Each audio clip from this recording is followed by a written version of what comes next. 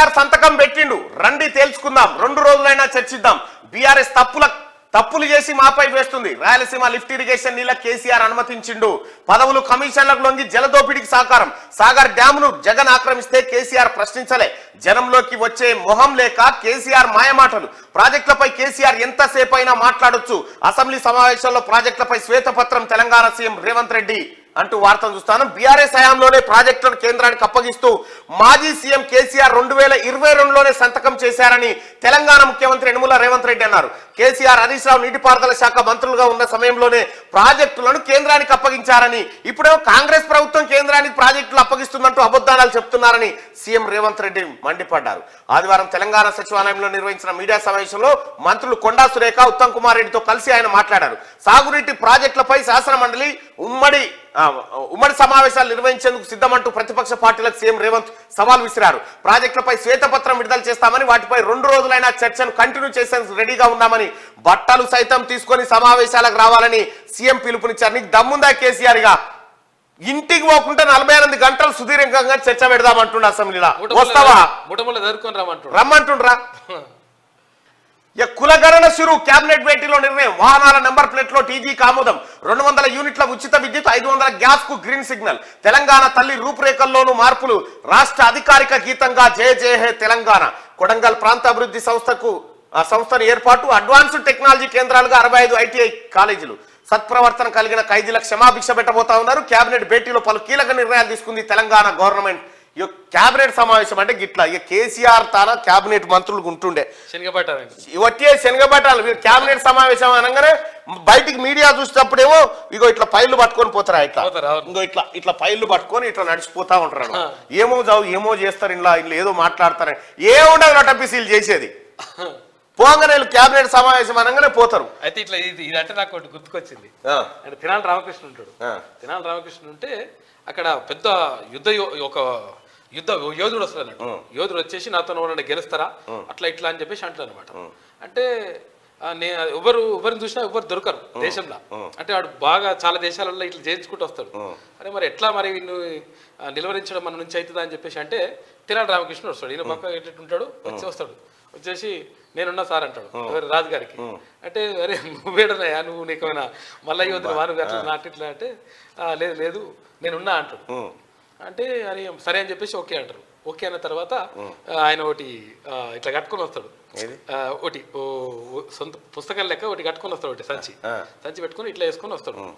సంచి తీసుకొని వస్తాడు. సంచి తీసుకొని వచ్చిన తర్వాత ఆ సంచి ఆడ పెడతాడు. సంచి ఆడ పెట్టేసి అంతా నా సంచి చూసుకుంటుంది అంటాడు. అరే ఏంటిది అని సంచి చూసుకునేది అంటే అది నేను మల్ల యోధుని నేను చూసుకుంటాను అంటాడు. అంటే ఆ సంచిలో ఏమున్నదో చెప్పు అంటే సంచిలో అది వేరే ఉన్నది అంటాడు. సంచిలో ఏమున్నదో చెప్పు అంటాడు. తర్వాత మళ్ళీ ఇంకోటి ఏంటంటే నీకు ఎన్ని విద్యలు వచ్చు అని అంటాడు. మల్ల యోధుడు అడుగుతాడు. అంటే మల్ల యోధుని అడుగుతాడు ఈయన ఫస్ట్ రామలింగుడు. నాకు 64 విద్యలు వచ్చి అంటాడు. నాకు 67 వచ్చు అంటాడు. అరే ఇదేంటి బాగున్నది, నాకు 64 వచ్చు, నీకు 3 ఎక్కువ వస్తున్నాయి అంటే నేను నేర్చుకుంటా. ఒకవేళ ఆ విద్య లేదో నేర్పి నేను ఇటు నుంచి వెళ్ళిపోతా అంటాడు. వెళ్ళిపోతా అంటే మరి సరే అని చెప్పేసి అంటాడు. సరే అని చెప్పేసి మరి వెళ్ళిపోతావా అంటే వెళ్ళిపోతా. మరి వెళ్ళిపోతా అంటే ఓకే అంటాడు. అని చెప్పేసి ఇట్లా అంటాడు, ఇట్లా అంటాడు, ఇట్లా అంటాడు, ఇట్లా అంటాడు. అరే ఇదేంటి ఇదేం విద్యలో అది నేను ఎప్పుడు మల్ల విద్యలలో రకరకాలుగా విన్నా కానీ ఈ 64 విద్యలు ఇవేం కనిపించలే నాకు అట్లా అంటాడు. నువ్వేం బందోబస్తు ఏరగలెక్కున్నావు, నేనేమో ఇంత పిరగలెక్కున్నా, తీసి నన్ను బండ కొడతావు, నా పిల్లలు ఏడతారని చెప్తాడు. తర్వాత ఇట్లా లోపలే ఉన్నది అంటాడు. తిల కాష్టం అయితే బందిని అంటాడు. తిల కాష్టం అయితే బందిని అంటే తిలము అంటే నువ్వుల నారతో చేసినటువంటి ఏదైతే దునుపోతును కట్టేసి తాడుందని చెప్తారు అన్నమాట. అంటే ఇక ఆడు చూసేసి మొత్తం అంటే అనుకుంటాడు ఫస్ట్ ఈయనకేమో గొప్ప విద్యలు వస్తాయని అనుకుంటాడు. తర్వాత ఇది విన్న తర్వాత అరే అట్లా అని చెప్పేసి వెళ్ళిపోతాడు.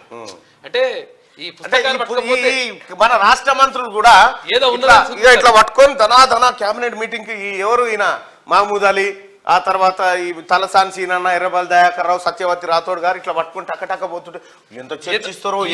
ఆ ప్రగతి భవన్ పోతారు. ఇక ప్రగతి భవన్ పోయి కూర్చుంటారు లోపల.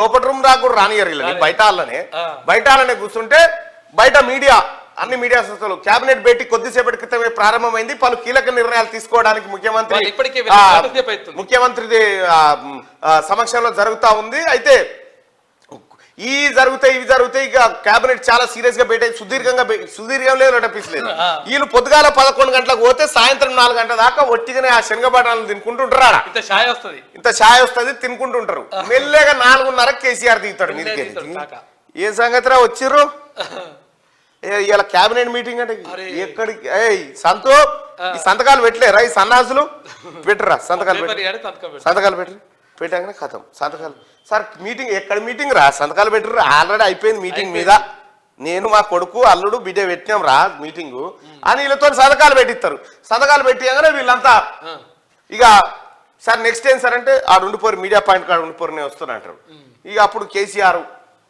మంత్రులంతా పోయి ఇట్లా కూర్చుంటారు వీళ్ళ కాడ ఏం జరిగిందో తెలియదు మధ్యలో కేసీఆర్ ఉంటే ఆడ కుర్చీ జరిపి టవాల్ ఇట్లా అని కూర్చున్నబెట్టి అనుకుంటే ఒక్కొక్క అమ్మ మరి ఏదో పీక్ పాడేసినట్టుగా చెప్తుంటారు ఇక ఏముండదు కేసీఆర్ ముచ్చట కీలక నిర్ణయాలు జరిగినట్టుగా ఏదో ఏముండదు వీళ్ళు కేవలం పల్లి బఠానీలు పుట్నాలు చాయ్ బిస్కెట్ తిని వస్తారు అంతే అటువంటి వాళ్ళే పెట్టుకోడు కేసీఆర్ పెట్టుకుంది కూడా అటువంటి వాళ్ళనే ఇప్పుడున్న మంత్రులు ఎట్లున్నారు అప్పుడున్న మంత్రులు ఎట్లున్నారు చూడరు అర్థం చేసుకోరు